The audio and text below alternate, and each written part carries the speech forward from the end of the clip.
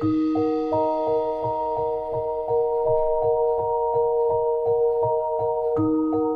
la gang, re-bienvenue au podcast L'Histoire de Mocha. Aujourd'hui, c'est une histoire quand même vraiment longue. Ce qui se passe dans notre coin, c'est encore plus stressant. Oui. Mais ouais, fait qu'on a hâte de vous conter ça. Ça vous fout la chienne. Le monde qui nous regarde, c'est juste monde est vraiment chuchote. Oui, ben oui, là, maintenant vous me connaissez, ça y est. Bon, fait qu'on passe ça. Bon matin les filles, je voulais vous parler d'une histoire que j'ai vécue aux soins palliatifs dans la semaine où ma mère y était. Je m'appelle Cassandre, j'ai actuellement 29 ans et mon histoire s'est déroulée quand j'en avais 24. Je ne sais pas si vous connaissez, mais mon histoire s'est déroulée dans l'hôpital de Shawinigan. Ma mère était installée dans la chambre au fond complet, près d'un escalier. Moi, je suis sûre que j'ai déjà été là dans ma vie. Puis, ça, c'est un coin de base de l'hôpital qui fait vraiment peur. Ah oui, mais c'est soins palliatifs. Ça, ça C'est fait peur. sérieux ce que les gens attendent pour mourir, là, qui sont sur le bord de mourir. Ouais. Mais cet étage-là en particulier fait peur. Cette place-là en particulier Ouais. fait peur. Donc, relativement loin du poste d'accueil. J'allais la voir 2 fois par jour, le matin et le soir. Donc, pour faire bref, j'allais la rejoindre à 5 heures du matin avant d'aller travailler. Je restais avec elle 1 heure et demie et le soir, en terminant de travailler vers 17h30, je restais environ 2-3 heures avec elle. Les 2 premiers jours ont été complètement normaux. Rien d'anormal s'est produit. Par contre, dès le premier matin, les choses ont commencé à vraiment être étranges. Ma mère avait encore toute sa tête malgré le fait qu'elle était en fin de vie. La troisième La troisième journée, au matin, elle était déjà installée, prête pour son déjeuner. Normalement, l'infirmière venait seulement quand je partais, donc je trouvais ça vraiment étrange et je lui ai demandé le nom de cette infirmière pour aller m'informer quand le déjeuner allait arriver et pourquoi si tôt. Elle m'a dit que l'infirmière s'appelait Estelle et qu'elle lui aurait dit que le déjeuner serait là dans 30 minutes. Je suis donc allée vérifier l'information auprès de la secrétaire au poste d'accueil qui, elle, m'a tout de suite dit qu'aucune infirmière ne s'appelait Estelle et surtout que personne n'était allé dans la chambre à ma mère depuis environ 3 heures du matin. Ça fait capoter. Eh, Il n'y a Seigneur. personne qui est allé voir cette madame-là, puis elle a encore toute sa tête, puis elle est convaincue qu'elle a parlé à quelqu'un. C'est épouvantable. Perplexe, je retourne à la chambre de ma mère pour lui demander si elle avait été certaine que quelqu'un était venu dans sa chambre. Elle m'assure que oui, mais je n'en tiens pas vraiment compte, pensant qu'elle avait peut-être halluciné à cause de tous les médicaments. Environ 20 minutes avant que je quitte pour le travail, elle me dit: «Regarde, Cass, Estelle est arrivée.» Oh mon Dieu, juste ça, ça me... Elle a dit sur un ton serein et calme, donc je me tourne pour regarder la porte de la chambre, mais rien, personne n'était là. Tu sais, ils disent aussi que quand quelqu'un qui est en train de. Qui est sur la. Comment je dirais ça? Quand quelqu'un est en train de mourir, là, mais pas. C'est les derniers jours, là, mettons, ces personnes-là voient des choses que nous, on ne voit pas, là. C'est les esprits. Elles sont plus proches d'eux, Oui, j'imagine. ils sont plus proches de la mort que de la vie, là, mettons, on va dire ça de même. Ouais. Fait que moi, je pense qu'elle a vu une entité, là. Ben, c'est sûr, hein. Elle s'est tournée, il n'y avait rien. Ouais. Elle a toute sa tête. Hein. C'est ça. C'est pas comme, tu sais, il y a des personnes qui meurent et qui ont pas, ils ont plus pas de mémoire, mais ils ont plus toute leur tête, là. Puis il y en a qui, malheureusement, ils décèdent, mais avec toute leur tête, puis elle a clairement tout, puis elle était comme, ben, je suis convaincue qu'il y a quelqu'un de drette, là. Mm.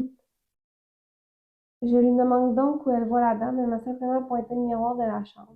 Un peu terrifiée, je lui ai dit qu'il n'y a personne et que la médication doit lui jouer des tours. Ah non, c'est pas. Le miroir. Enlevez ça des chambres au PC. Je remis son lit pour qu'elle puisse dormir un petit peu et je lui dis que je reviens le soir même. Le soir venu, comme d'habitude, vers 17h30, je suis arrivée dans la chambre. Par contre, elle m'avait demandé d'apporter quelques affaires pour qu'elle soit plus à l'aise, donc j'ai dû faire plusieurs allers-retours à mon auto.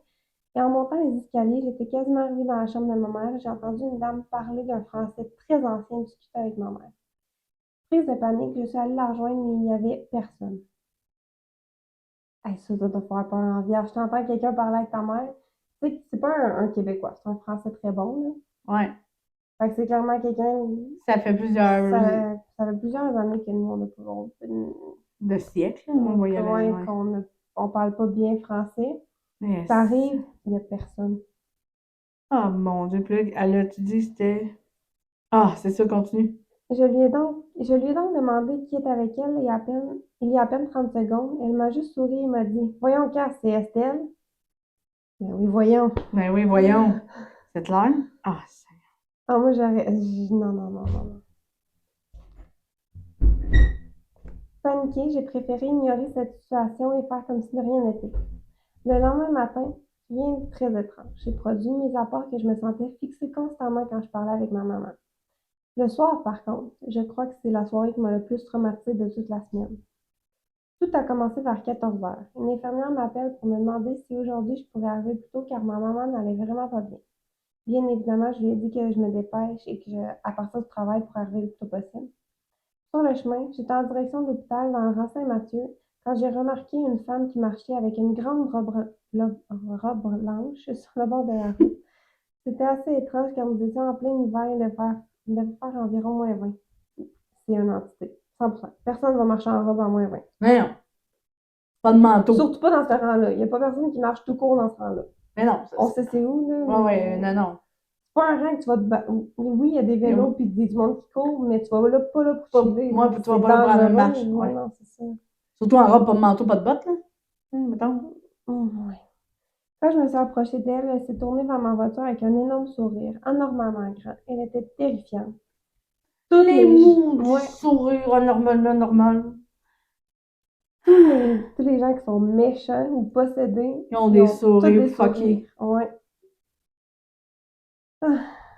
Arrivée à l'hôpital, j'étais stationnée extrêmement loin, près d'un boisier, à la plage. Quand je suis sortie de ma voiture, j'ai cru apercevoir encore cette dame entre les arbres qui me fixait, mais j'étais trop pressée de rejoindre ma mère pour m'arrêter et regarder. Ah, c'est clairement la même madame en robe, là. Et puis écoute, elle a volé, toi. Rentre Saint-Mathieu, Ah non, à. ça se fait pas en un claquement de doigts sur Ben papier, non. là. Ça prend une bonne heure facile.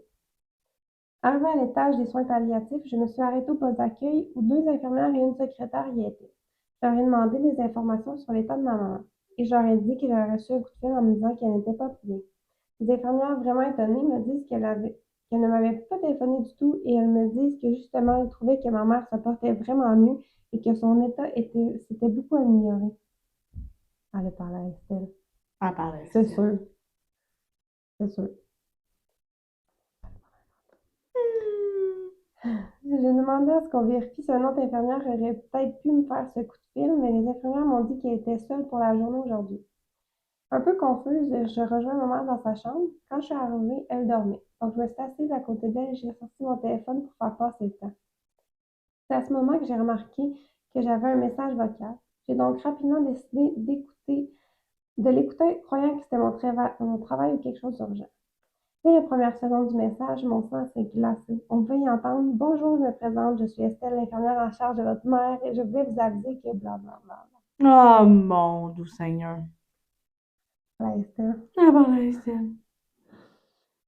Je me suis donc rapidement dirigée vers le poste d'accueil pour leur faire entendre le message vocal, mais toutes les personnes présentes m'ont confirmé qu'ils ne connaissaient aucune Estelle et que personne ne m'avait téléphoné. J'étais vraiment apeurée, je suis retournée dans la chambre de ma mère, mais à ma grande surprise, quand je suis arrivée dans le cadre de la porte, j'ai vu ma mère debout qui fixait le miroir et semblait discuter avec quelqu'un. Bon, là, les miroirs, sortez-moi de ça de là, là. Elle fixait le miroir, puis check. À noter, ma mère avait de gros problèmes aux jambes, mais elle était normalement incapable de se lever seule de son lit. Mon père était rendu debout devant le miroir. Ouh, OK. Je comprends pas comment c'est possible. Moi non plus. Ça me terrorise. Terrifiée, j'ai appelé une infirmière pour qu'elle m'aide à coucher ma mère dans son lit. À son arrivée, l'infirmière semblait terrorisée. Elle m'a aidé à coucher ma mère et lui a fait des tests, mais rien n'était anormal. Dès que les tests ont été terminés, ma mère s'est rendormie directement. Ça me fait capoter.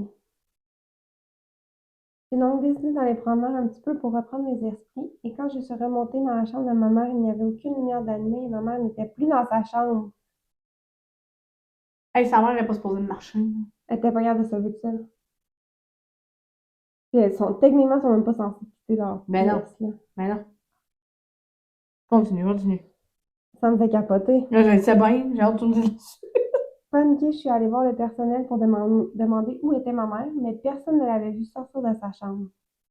Environ 30 minutes plus tard, nous l'avons retrouvée dans une salle de bain à l'étage le plus bas de l'hôpital, complètement dans le noir, et elle fixait le miroir en disant Estelle, Estelle. Et Ça me fait comment que la mère a pu se ramasser sans croiser de garde de sécurité? personne, ils n'ont vu rien. Hey, Pas d'infirmière, rien. ils ont descendu jusqu'au sol. Là. Même nous, on n'a pas tant le droit d'aller où qui était là. Si c'est l'étage que je pense, là, même nous, on n'a pas le droit d'y aller là. Ben, personne. Personne, ouais, c'est ça. Mais tu sais, je veux dire, s'il n'y a pas de soins courants là-bas, là, y a Ben rien. non, C'est pas rien. un étage de soins, là.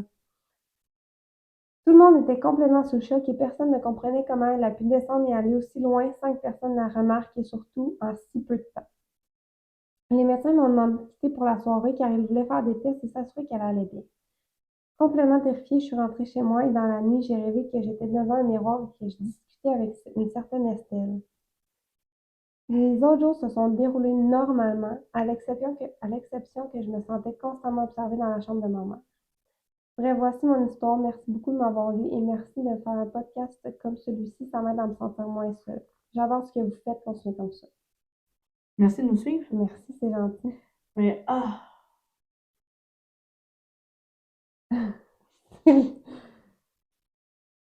Pas écoute, intense comme histoire, là. ouais, vraiment. Là, moi, je pousse la patente un peu plus loin. Là. Si il y a des infirmières qui nous écoutent, qui nous suivent, ou ça vous a déjà arrivé que vos parents, amis, n'importe qui, soient présentés aux soins, qui aient été aux soins Surtout à palliatifs. Shawinigan. Si c'est à Ah ouais, Shawinigan, Shawinigan, là, ça, c'est ouais. ça. Puis que vous avez entendu parler d'Estelle, nous, on veut savoir. Ouais, ça nous intéresse parce que je pense que c'est pas la première fois qu'on nous en parle. Je Ouais. pense que l'autre histoire, par exemple, la personne ne voulait pas qu'on en parle. Fait que, mais ouais, c'est comme la deuxième fois que c'est dans la même hôpital, la même affaire, la même personne. Ouais. Fait que ça fait beaucoup. Fait qu'on se demande s'il y a d'autres personnes qui ont vécu la même affaire que Cassandre. Parce que c'est intense. Sa mère, elle la Ouais, là, voyait. Puis qu'elle descend. Hey, c'est gros, là. Même l'ascenseur, je veux dire, se promène pas de même. Puis là, il marche. La madame marche pas, mais elle descend les marches. mais elle descend en vierge, là, parce que c'est en haut complètement, quasiment les soins palliatifs. Puis où ce qu'elle parle d'en bas en bas, c'est en bas en bas, là. C'est vraiment triste. Mais nos sympathies Oui, pour votre mère. vraiment. Mais, oh, bon. Ah, ça fait vraiment, vraiment peur. Puis je comprends pas Mm. comment que aucun médecin l'a vu descendre. Aucun infirmière, aucun personnel de l'établissement l'a vu descendre. Mm. Puis même un patient, tu sais, mettons, moi, je me pointe à l'hôpital, puis je vois quelqu'un qui va pas bien, tu sais. Je vais essayer de l'aider, ouais. Ouais. Puis, comme ça serait téléporté. C'est vraiment bizarre. 30 minutes, parce que pour faire tout ça, elle doit pas marcher bien, bien vite, là. Elle était même pas supposée de marcher. Mais c'est ça. Fait que, Ouais. Clairement, ouh, c'est bizarre. c'est quelque chose. Ouais. C'est quelque chose. Écoute, Mais j'espère que tu vas bien, Cassandre, aussi, là-dedans, là. T'as quand même ouais. vécu tout ça, là. Ouais, déjà, quand on a à gérer une personne qui va décéder, c'est vraiment lourd. Puis là, en plus, il a fallu que tu gères Un fantôme. un fantôme, on va dire ça même, une Mm. entité. Il a fallu que tu gères ça en plus. Ils ont de quoi à 100%, là, c'est épouvantable. Oui, parce que cette histoire-là, Ouais. c'était pas la même histoire, mais c'est la même personne, tu sais, Ouais, on a elle- déjà entendu parler. Euh, mais on n'a pas fait l'histoire encore, là, mais on n'a pas mais la lu l'histoire. personne, ouais, On n'a pas. C'est plus pour nos connaissances. Mais, ouais. c'est vraiment intense. Puis on dirait que, tu sais, quand tu dis Bloody Mary dans le miroir 3 fois, là, dans le noir, j'ai l'impression qu'elle faisait ça à Estelle. Ouais, À vous, elle hein? voulait absolument y parler. Ouais. Ah, mon Dieu, OK. J'ai l'impression qu'Estelle, c'est vraiment pas une bonne. Mais en même temps, dans cette histoire-là, Elle n'a pas fait. Ben, elle ça. voulait pas, on dirait qu'elle voulait pas tant Oh, faire mais du mal. quelqu'un qui aurait diabolique, c'est pas quelqu'un, non. Oui, mais c'est pas Estelle. Une fille en robe qui a vu sur le bord du chemin durant Saint-Mathieu. C'est peut-être elle. On le sait pas. Ben non, parce qu'elle était. Oh, elle Ouais, pouvait être en plusieurs places. ouais. J'étais comme, ouais, non, elle a entendu parler des marches. Les fantômes, ça, sont rendus en Grèce, ils veulent. Moi aussi, j'aimerais ça y aller d'ailleurs.